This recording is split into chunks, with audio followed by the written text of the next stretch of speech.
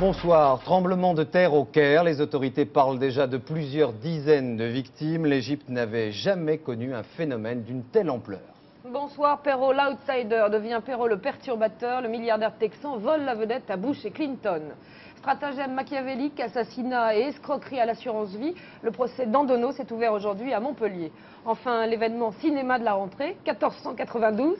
Christophe Colomb, amiral de la mer Océane, 5 ans d'une épopée formidable pour la scénariste Roselyne Bosch, qui est notre invitée ce soir.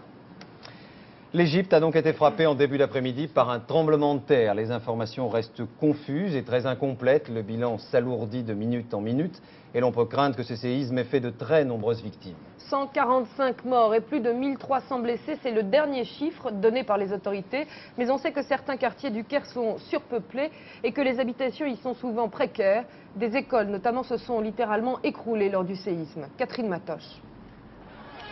1 minute pour un tremblement de terre qui a secoué toute l'Égypte et a été ressenti jusqu'en Israël en début d'après-midi.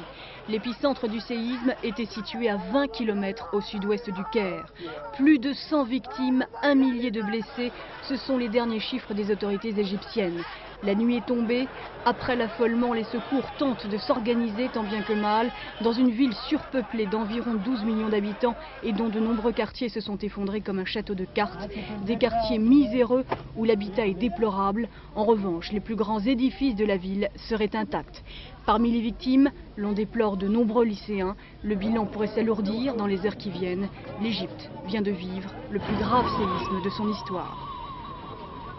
5,8 sur l'échelle de Richter, l'Institut de physique du globe de Strasbourg est formel. La secousse a été la plus importante jamais enregistrée en Égypte, une région sensible. C'est ce que nous explique Henri Hassler, physicien dans cet institut. La particularité de cette région est le mouvement de la plaque Arabie qui remonte vers le nord, vers la plaque Eurasie. Cette remontée vers le nord est due à l'ouverture de la mer Rouge. La plaque Arabie remonte vers le nord et il y a décrochement sénestre le long de la faille du Jourdain. Ça explique ce qui s'est passé aujourd'hui ? Ce qui s'est passé aujourd'hui n'est pas directement sur l'un des deux systèmes de failles que j'ai évoqués, mais sur une branche qui remonte vers la Méditerranée. Qu'est-ce qui peut se passer dans les mois qui viennent, dans les années qui viennent ? Dans les jours qui suivent, il va y avoir un grand nombre de répliques qui vont faire suite au choc principal. Mais ces répliques vont être très nombreuses, mais en principe, leur intensité sera beaucoup plus faible que le choc principal.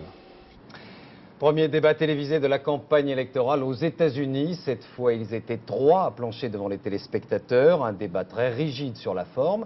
En revanche, il y a un gagnant, un perdant et un perturbateur. Clinton dans le rôle du gagnant, Bush qui perd toujours du terrain et Ross Perot qui a prouvé hier soir que les élections ne se feraient pas sans lui. À l'ambassade des États-Unis à Paris, des personnalités françaises et américaines ont suivi le premier grand oral des candidats. Morad Aïtabouche, Philippe Jasselin. Tous attentifs et intéressés. Et pour cause, ce sont les invités de l'ambassadeur américain à Paris. Représentants du Parti démocrate, du Parti républicain ou journalistes, tous attendaient ce débat. Débat, pas vraiment. Aucun face-à-face entre les candidats. Une mise en scène d'une rare sobriété, discipline de fer, avec un monsieur loyal, un juge-arbitre qui fera respecter les timings à la lettre. 90 minutes de questions-réponses. Politique étrangère, drogue, sida, famille, économie, tout y passe. Dans cet exercice, le plus à l'aise, le plus drôle, incontestablement Ross Perot. Au président Bush, qui se targuait de sa longue expérience des affaires publiques, le candidat indépendant répond « Moi, c'est vrai, je n'ai aucune expérience pour laisser s'accumuler une dette de 4 milliards de dollars. » Hier soir, Ross Perot semble bien avoir tiré son épingle du jeu.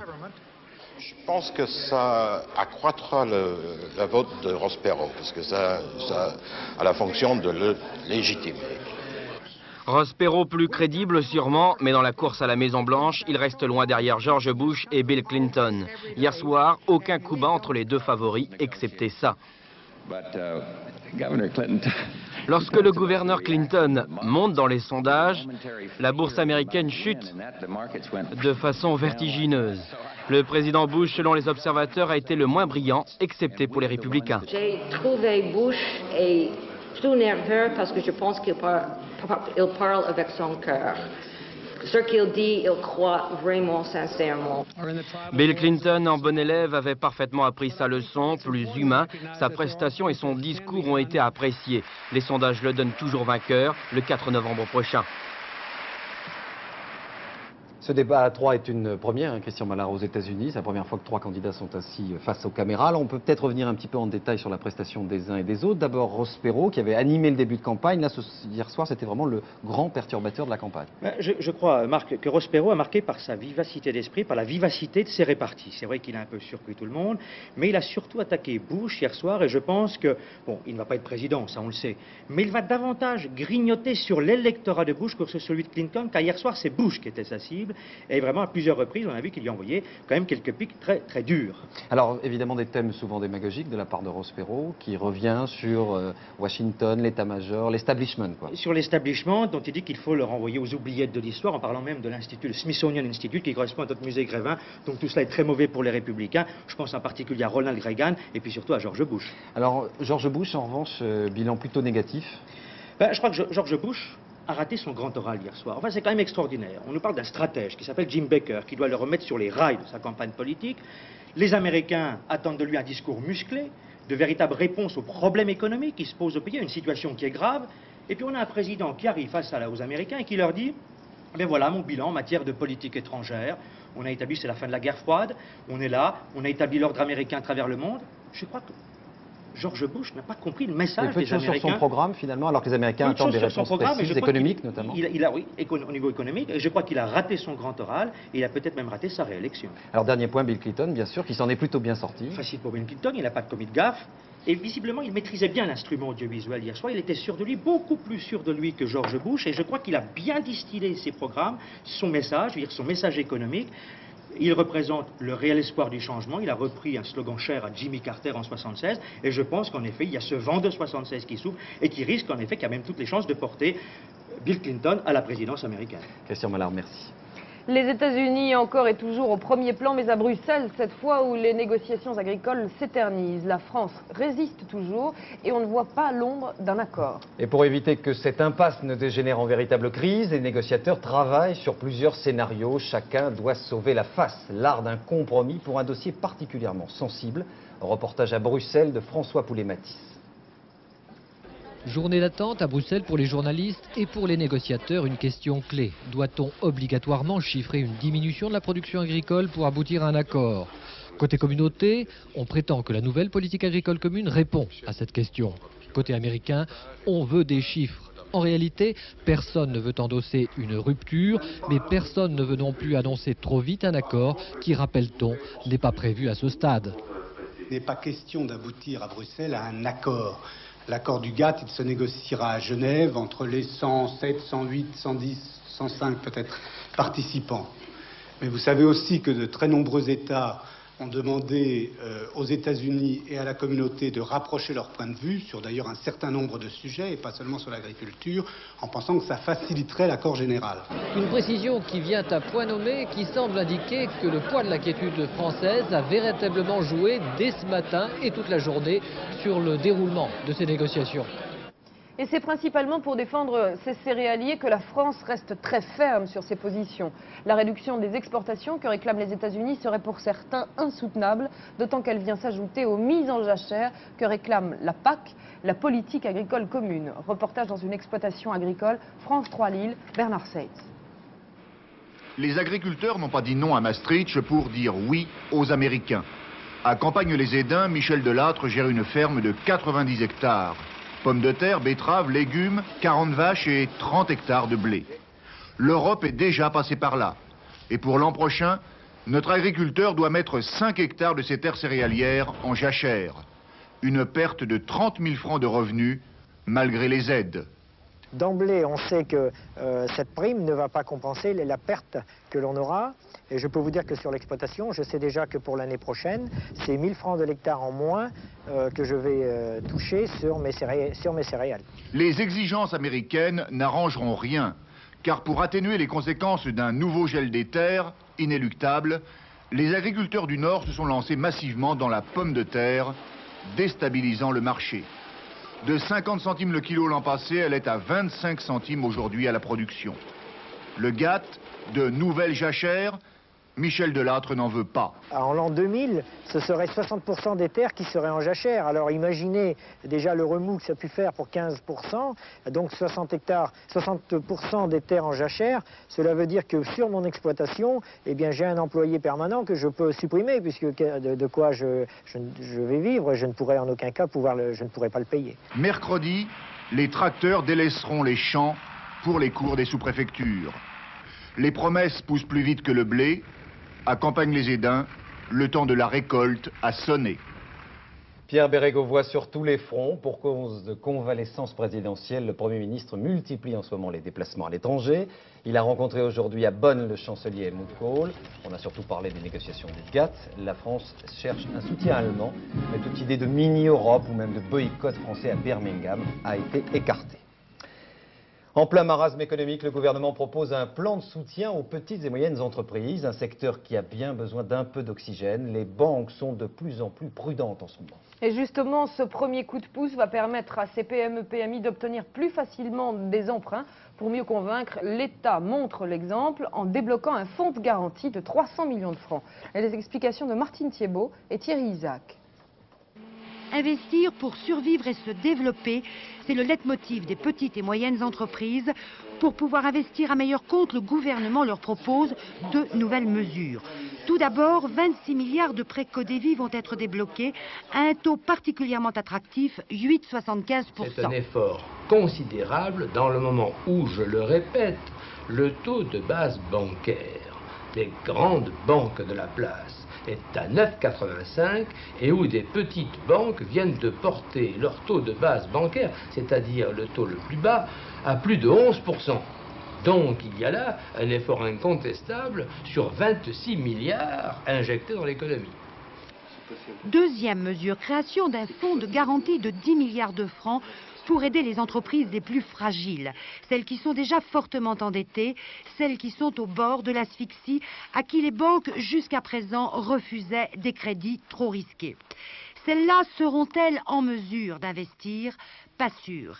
Reste que l'ensemble des petites et moyennes entreprises représente 65% du tissu économique français et qu'il faut les aider, car la reprise passe bel et bien par elles, surtout si le gouvernement veut atteindre les 2,5% de croissance en 1993. La lutte contre la corruption. Après les principes, le projet de loi. La discussion s'ouvre demain à l'Assemblée. Un casse-tête surtout pour les trésoriers des partis politiques. Et pour une fois, certains députés socialistes sont bien d'accord avec l'opposition. Ils voient dans ce projet un frein énorme au développement des partis politiques. Seul le PC prône la transparence et applaudit la volonté farouche de Pierre Bérégovoy de faire aboutir cette loi. Charles Sanviti. J'entends vider l'abcès de la corruption. J'ai demandé au garde des Sceaux de pousser les feux de la justice et du châtiment pour les coupables. Coup de pied dans la fourmilière, après Jacques Chirac en 87, après Michel Rocard en 90, et 2 lois anticorruption plus tard, Pierre Bérégovoy mobilise aussi. À croire le mal profond, à peine nommé, il installe une commission ad hoc, suivie d'un projet de loi drastique. Pour preuve, les entreprises désormais, pour elles, interdiction de financer les partis. François Mitterrand l'a voulu. En revanche, pour les particuliers feu vert, au maximum 30 000 francs de dons sont consentis.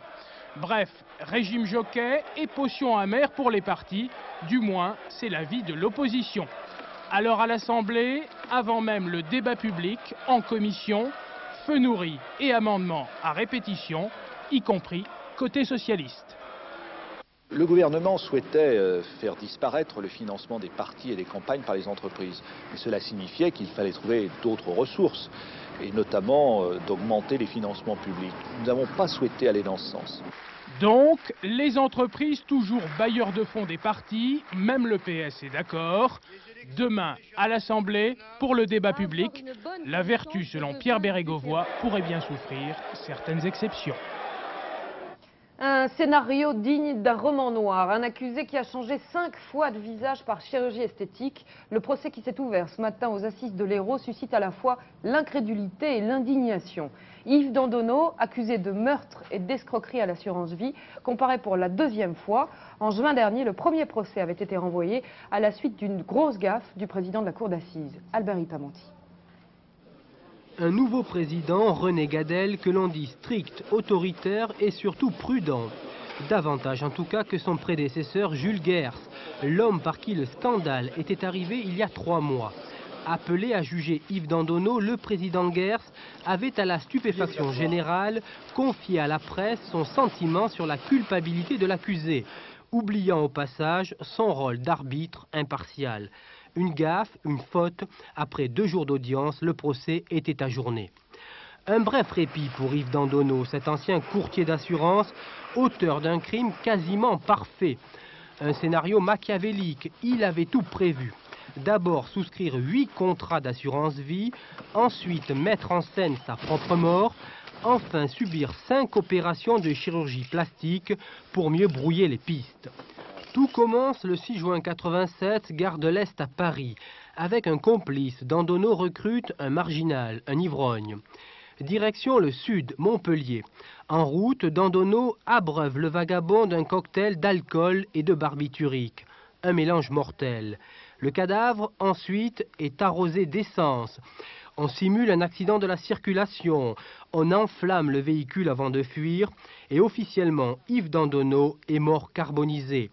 Sa compagne empoche plus de 4 millions de francs de capital d'essai.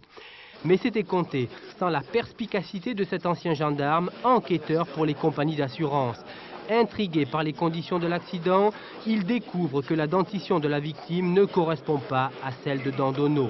Dandonneau avait tout imaginé, sauf qu'un morceau de mandibule pourrait un jour l'amener devant une cour d'assises. Au jour et à l'heure dite, après 5 ans de travail acharné, la sortie de 1492, film événement. Un compte à rebours unique au cinéma, il y a exactement donc 500 ans, le 12 octobre 1492. Christophe Colomb découvrait un nouveau monde. C'est la plus grosse production jamais réalisée hors États-Unis. Le film sort au même moment dans le monde entier. Invitée de ce journal, Roselyne Bosch, qui est donc la scénariste du film. Bonsoir. Bonsoir. Avant Avant de revenir en détail sur l'histoire de ce tournage, qui est une histoire tout à fait étonnante, je peux quand même vous demander d'abord votre sentiment aujourd'hui, après tant d'années de travail.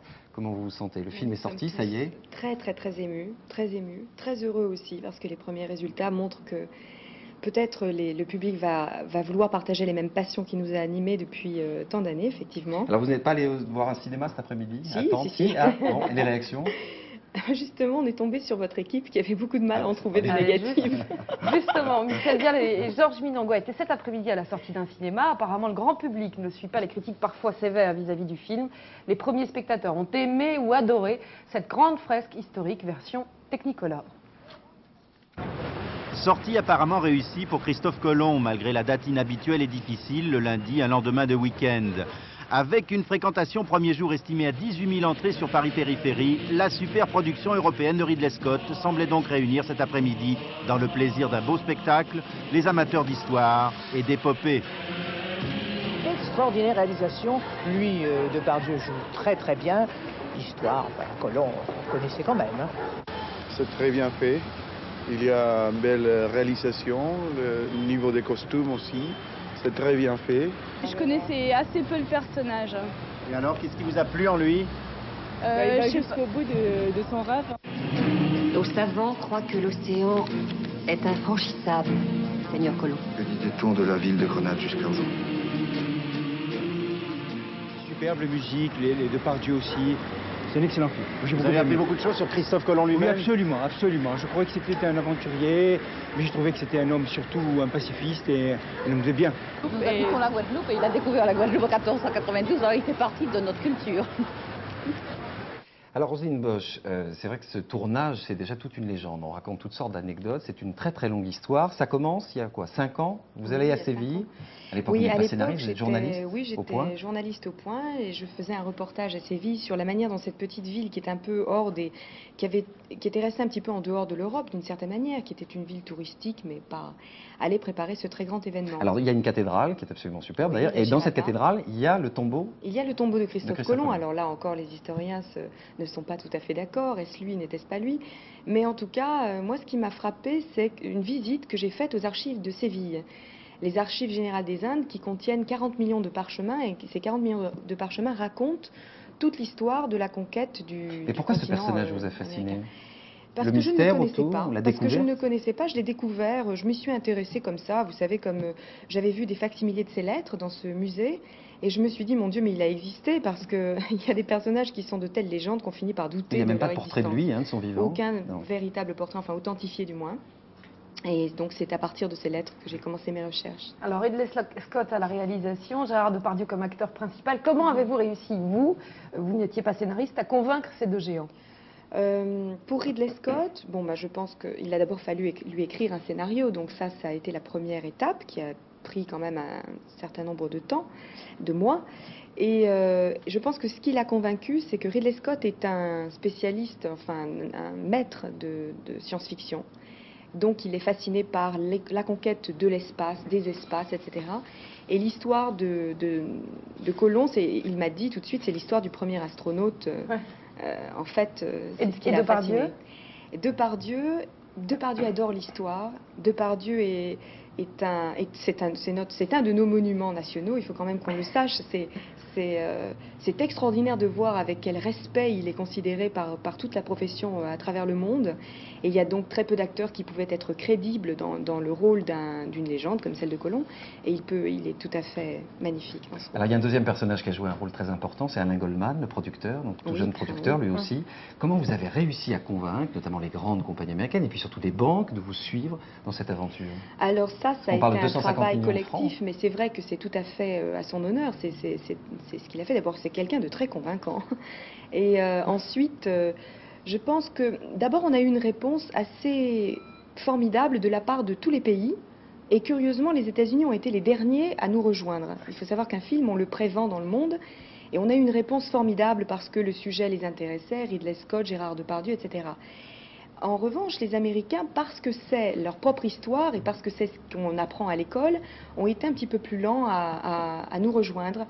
Et donc, ils l'ont fait à Cannes il y a avec un compte à rebours en plus, ce qui est terrible. C'est-à-dire qu'il fallait que ça soit prêt le jour. Il fallait qu'on soit prêt le 12 octobre. Alors pourquoi? Parce que tous les distributeurs le souhaitaient dans le monde. Bien sûr. Ça n'était pas un bas calcul de notre part, mais c'était vraiment le souhait de tout le monde. Tout le monde avait envie de célébrer l'histoire ce jour-là. Dernière question, si c'était à refaire? Bon, je dois dire que ça a été quelque chose qu'il a fallu mener, c'est vrai, contre vents et marées, on peut le dire, pour employer un terme de navigation. Et donc, à certains moments, on s'est dit, si c'était à refaire, sachant ce qu'on sait, non, peut-être qu'on ne le referait pas. Evelyne Bosch, merci. Dans un instant, la page actualité régionale résumée en images, et puis le soir sur la 3, 22h20. Et dans quelques secondes, la météo complète de Florence Klein, à demain 19h. Bonsoir. Bonsoir.